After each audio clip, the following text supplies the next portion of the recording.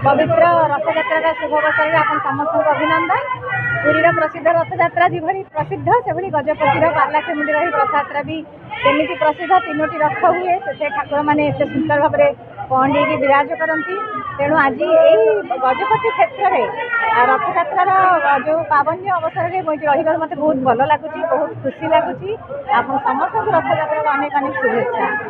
जगन्नाथ गोटे भजन जब कहे कौन कहि सामंत तो कहीं ना। तेणु जगबंधु तारी जानी सामंत नहीं नहीं।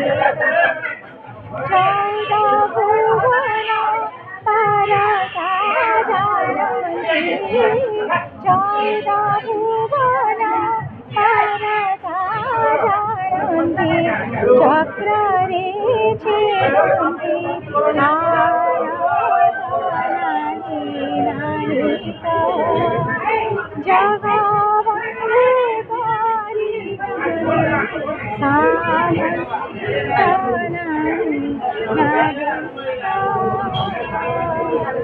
जय जगन्नाथ।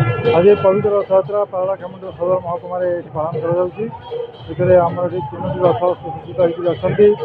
सब प्रकार बंदोबस्त सरी बर्तमान चक्रराज सुदर्शन और प्रभु बलभद्र पहंडी शेष है।